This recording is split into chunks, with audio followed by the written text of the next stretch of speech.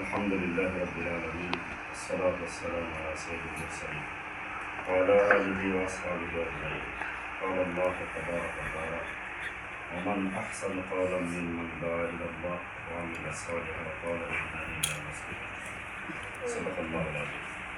দক্ষিণ সুন্দরী কলা ফাউন্ডেশন কর্তৃক আয়োজিত আজকের এই প্রবাসী সদস্য সংগঠন অনুষ্ঠান সম্মানিত সভাপতি দক্ষ পরিচালক এবং আমাদের মাথা গ্রাম উপস্থিত এলাকার এই মানব কল্যাণ ফাউন্ডেশনের সদস্যবৃন্দ এবং গ্রাম, আল্লাহ পাকের দরবারে শুকরিয়া আদায় করছি। আল্লাহ তাআলা আমাদেরকে আজকের এই দক্ষিণ সুন্দরী মানব কল্যাণ ফাউন্ডেশনের এই সংবর্ধনা অনুষ্ঠানে আসার তৌফিক দিয়েছেন। সবাই শুকরিয়া জানাই। আলহামদুলিল্লাহ, সংগঠনের অত্যন্ত গুরুত্বপূর্ণ আলোচনা এবং কথা হয়ে গেছে, যেগুলো আমরা ইনশাআল্লাহ আমল করলে আমাদের যথেষ্ট হয়ে যাবে। আল্লাহ তাআলা কোরআনে কারিমে বলেছেন, তার কথার চেয়ে উত্তম কথা কার, যে ব্যক্তি মানুষকে আল্লাহর দিকে ডাকে। তার কথাই সবচেয়ে উত্তম, যে ব্যক্তি মানুষকে আল্লাহর দিকে ডাকে।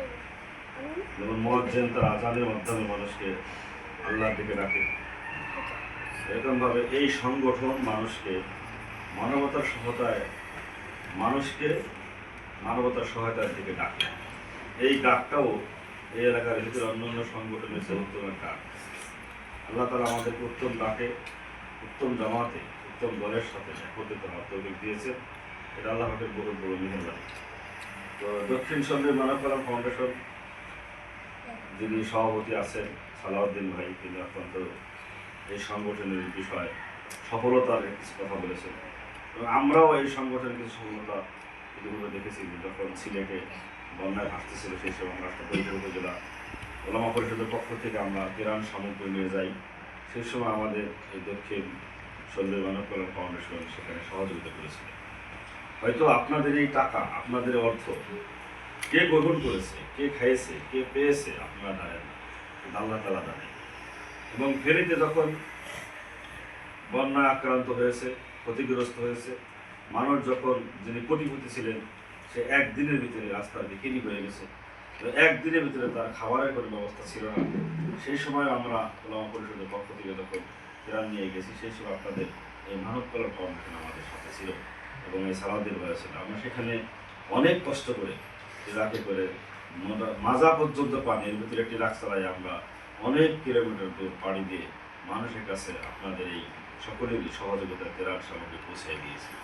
এবং সেখানে আমরা সর্বশেষ পর্যন্ত মানব তো মানবই, শুধু মুসলমানই মানব না, অমুসলমান যারা আছে অনেক হিন্দু পুরুষ মহিলার কাছে আমরা এই ত্রাণগুলো পৌঁছাই দিয়েছি। এটা আপনাদের অবদান।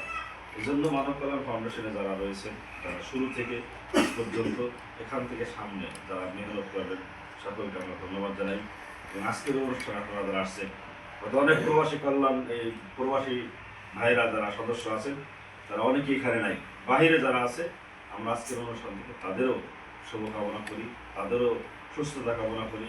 এবং এই সদস্য আপনারা এখানে যারা যুবকরা রয়েছে, দেখেন একটা কথা আমি বলি, নবী আলাইহিস সালাম বলছেন যে সেই জমানায় আমার উম্মত খেলকুটার মতন ভাইসে চলে যাবে। তো সাহাবারা বলছিলেন উম্মত কম থাকবে না, নবীজি বলছেন না কম থাকবে না, উম্মত বেশি থাকবে। আজকে আমাদের আজাদি সাহেব বলেছেন যে 70 লক্ষ মানুষ আমাদের 250 কোটি মুসলমানদের সামনে নিষ্পাপ বাচ্চারা, যাদের বয়স 2 বছর 3 বছর, এর মাথা আলাদা হয়ে গেছে, শুধু বডিটা নিয়ে আব্বা কাঁদে নিয়ে বাপ চিৎকার করতেছে।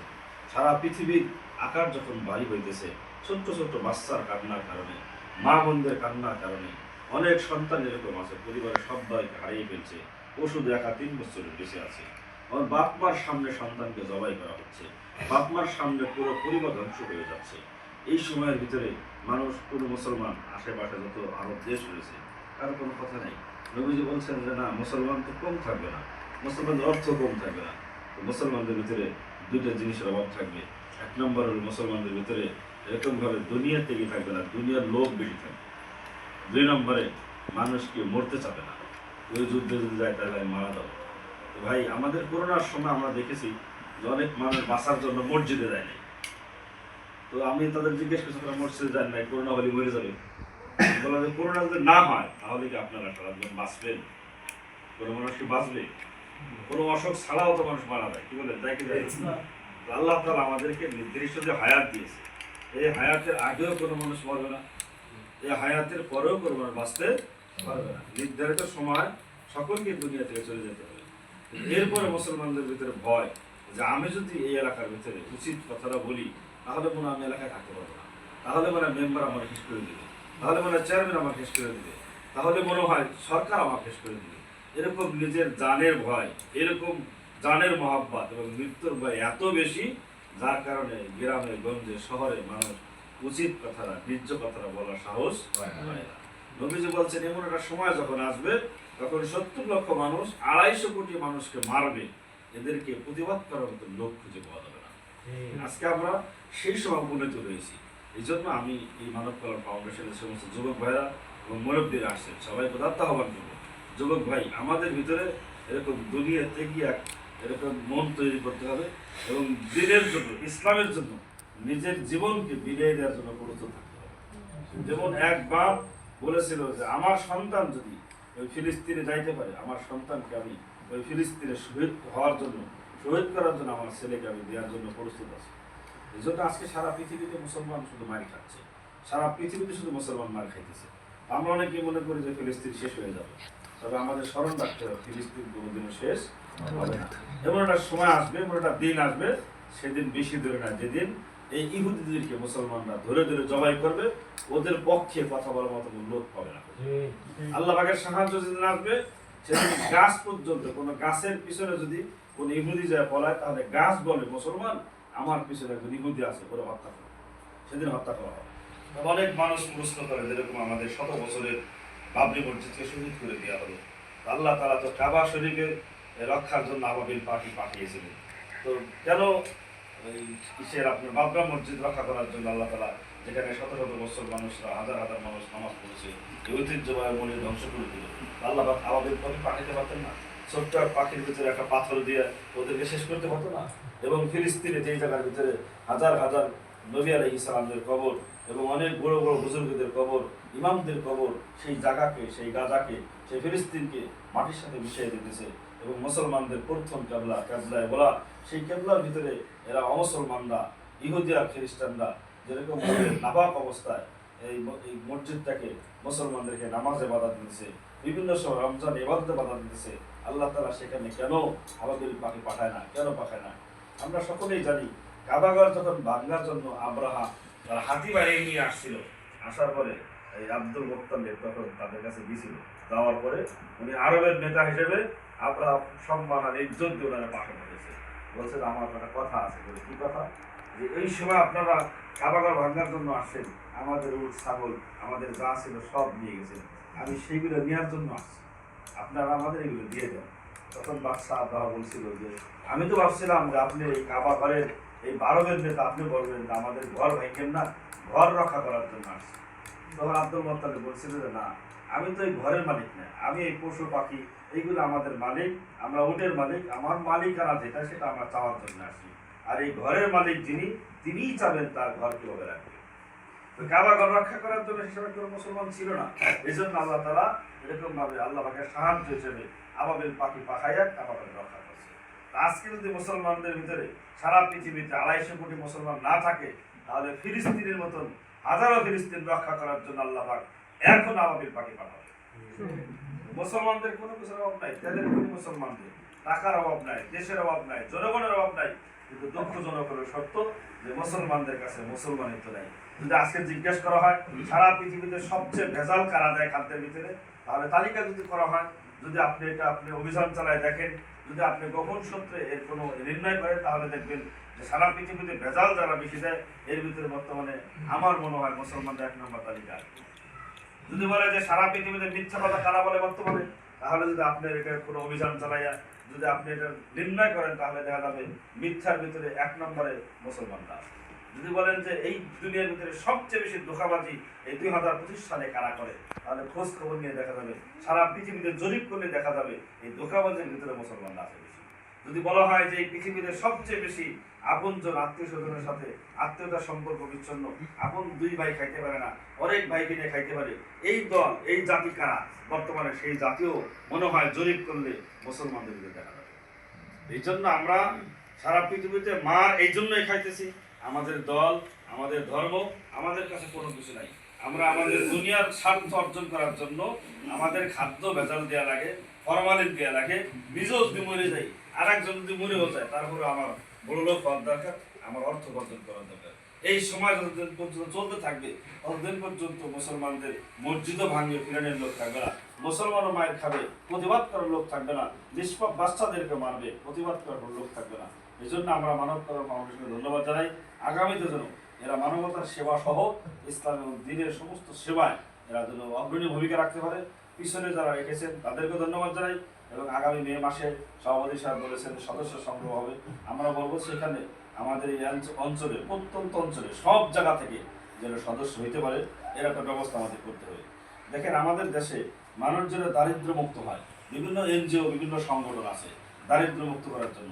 আমাদের ওলামায়ে কেরামের অনেক সংগঠন আছে যে আমরা গরিব মানুষের রিক্সা কিনে দিলাম, একটা গরিব মানুষ অটো কিনে দিলাম, আমরা সুদ বের কিস্তি দিলাম, এরকম বিভিন্ন ধরনের সংগঠন আমাদের দেশে আছে।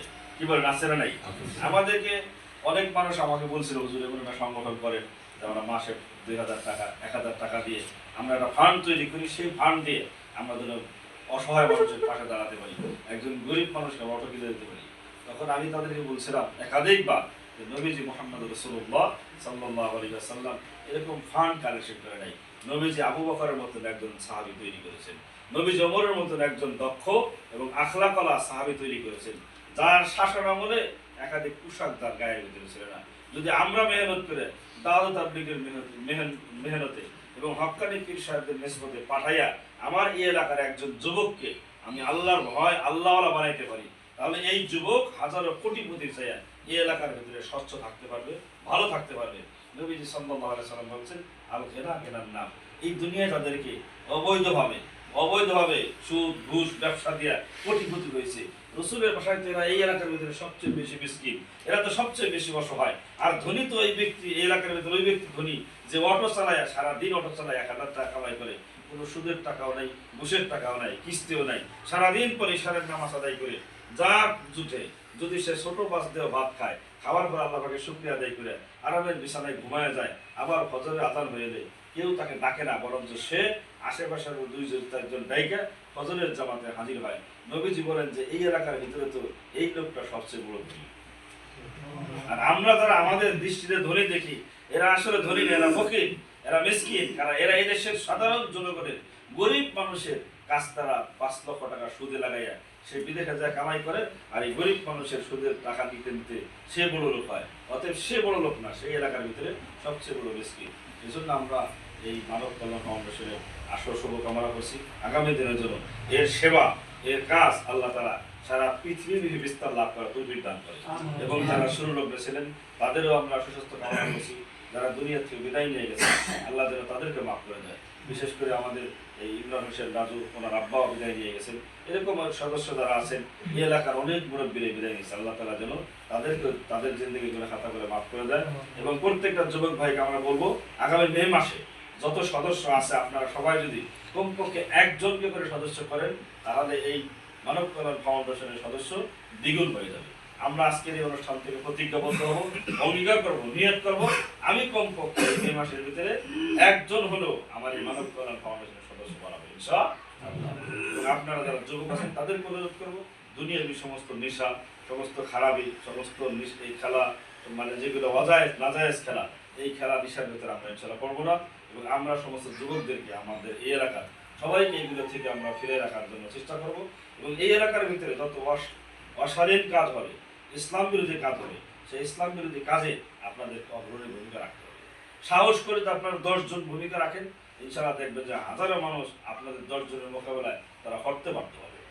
হাজার হাজার মানুষ নিয়ে বিজয় হয় নাই। নবী আলাইহিস সালাম 313 জন নিয়ে সহস্রাধিকের সামনে এরকম বিজয় লাভ করেছে। অস্ত্র দিয়ে, সংখ্যা অধিক দিয়ে মুসলমানরা বিজয় লাভ করে নাই। মুসলমানরা বিজয় করেছে লা ইলাহা ইল্লাল্লাহু মুহাম্মাদুর রাসূলুল্লাহ। ইমানি শক্তি নিয়ে যদি পীর সাহেব চরমনায় মরহুম ফজলুল করিম সাহেব বলছিল যে আমার 313 জন যদি হইতো তাহলে আমি বাংলাদেশে এই অমুসলমানদের বিরুদ্ধে যুদ্ধ ঘোষণা করতাম। যার লক্ষ লক্ষ মুড়ি 313 জন পায় না মুজাহিদ যাদেরকে নিয়ে যুদ্ধ করবে।